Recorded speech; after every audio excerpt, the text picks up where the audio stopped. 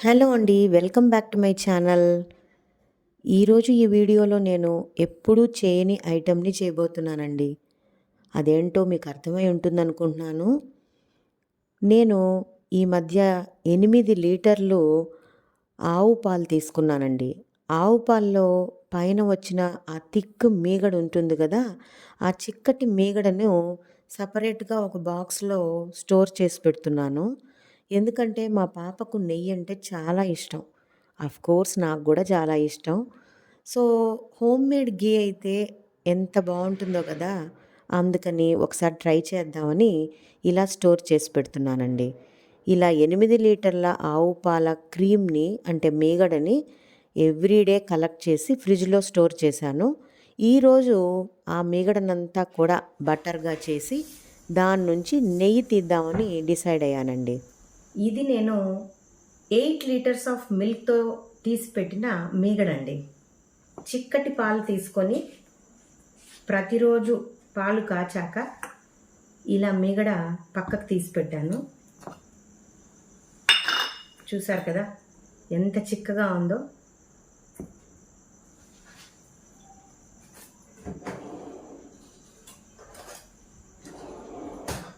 ఇప్పుడు నేనేం చేస్తున్నానంటే మిక్సీ జార్ తీసుకుంటున్నాను. ఎన్నో రోజులుగా అనుకుంటున్నానండి మీగడంతా వచ్చాక నెయ్యి తయారు చేయాలి. ఈ హోమ్ మేడ్ ఘీ అంటే మా పాపకు చాలా ఇష్టం. అలాగే ఈ నెయ్యి తయారయ్యాక నేను ఇంకొక ఐటెం కూడా చేయాలనుకుంటున్నాను. అది సక్సెస్ అయితే బాగుంటుంది.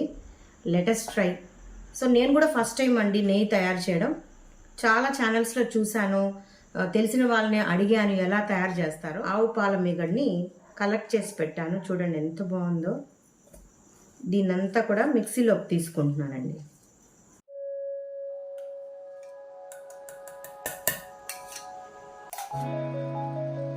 ఎంతైనా మన ఇంట్లో తయారు చేసుకునే నెయ్యి మనకు స్పెషల్గా ఉంటుంది కదండి. ఫస్ట్ టైం చేయబోతున్నాను. ఎగ్జైటింగ్గా ఉందండి నాకు, ఎలా వస్తుందో ఏంటో రిజల్ట్ అని. I'm also a big fan of ghee అండి. ప్రతి దాంట్లో నెయ్యి కావాలనిపిస్తుంది నాకు. ఇప్పుడు ఏం చేస్తున్నామంటే మీగడలో ఇప్పుడు మనం కూల్ వాటర్ని యాడ్ చేసుకోవాలి కొద్దిగా. ఇలా కూల్ వాటర్ యాడ్ చేస్తే బటర్ అంతా కూడా పైకి తేలుతుందనమాట. మనం గ్రైండ్ చేశాక దీన్ని చక్కగా గ్రైండ్ చేసుకోవాలి. అప్పుడు బటర్ అంతా కూడా పైకి తేలుతుంది.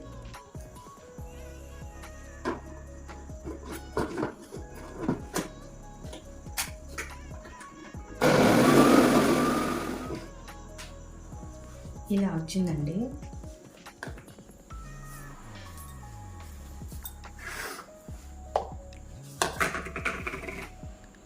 ఇలా వచ్చింది.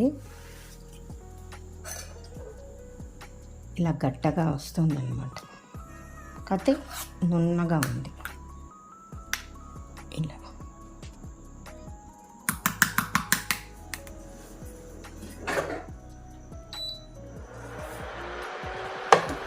మీగడంతా కూడా ఇందులోకి ట్రాన్స్ఫర్ చేస్తున్నాను.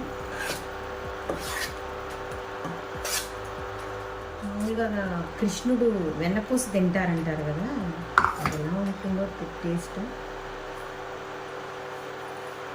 కొంచెం వగరగా అనిపిస్తుంది. అంటే మనము ఎక్కువ రోజులు పెట్టాం కదా అనుకో, ఏమో మరి.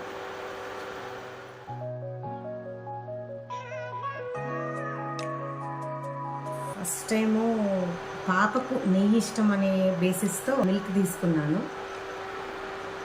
మంచిగా బాయిల్ చేశాక మరుసటి రోజు బాగా థిక్ లేయర్ ఆఫ్ మీగడ వచ్చిందనమాట. సో అప్పుడు అనుకున్నాను, హోమ్ మేడ్ ఘీ అయితే ఎలా ఉంటుందో చూద్దాం, తయారు చేసి చూద్దాం ఫస్ట్ టైం. ఆ తర్వాత నేను ఇంకొకటి కూడా తయారు చేస్తానని చెప్తున్నాను కదా, అది కూడా ట్రై చేద్దాం. సో ఈరోజు ఇలా ట్రై చేస్తున్నానండి. సో ఇలా నీళ్ళగా వస్తుంది. చాలామంది నాకేం చెప్పారంటే ఒక తమలపాకు కానీ ఒక 3 కరివేపాకు రెమ్మలైనా వేసేసుకోవచ్చు. సో నేను ఇప్పుడు ఈ తమలపాకును ఇందులో వేస్తున్నానండి.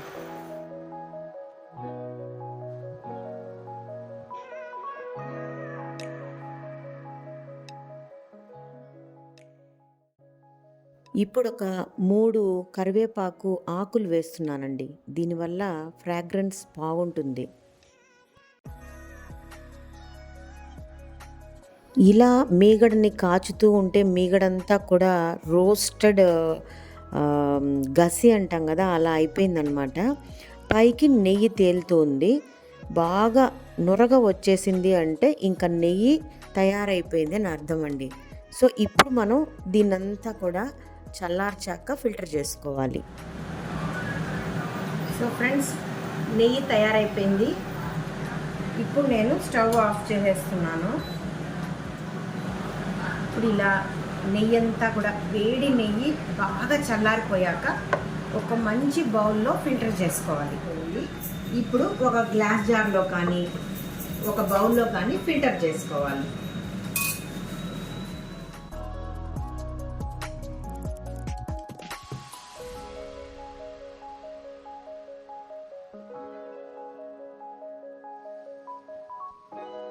నిజంగా ఎక్సలెంట్గా ఉందండి. ఆ ఫ్రాగ్రెన్స్ కానీ అసలు చూస్తుంటేనే మన హోమ్ మేడ్ గీ అంటే ఎంత సాటిస్ఫాక్షనో కదా.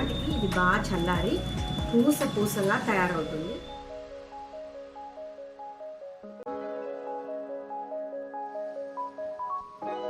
నెక్స్ట్ డే మార్నింగ్ చూశానండి. చూశారు కదా, నేను చెప్పినట్టే పూసలా నెయ్యి ఎంత ఫ్రెష్గా ఎంత బాగుందో.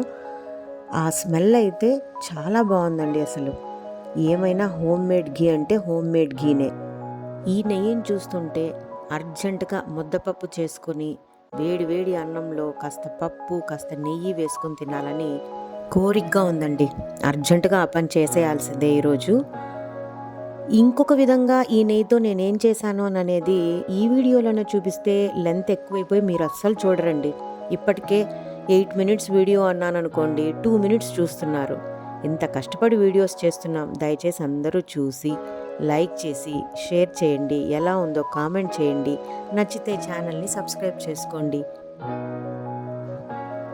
హోమ్ మేడ్ గీ పార్ట్ 2తో మళ్ళీ కలుస్తాను. అప్పటిదాకా bye bye. Thanks for watching.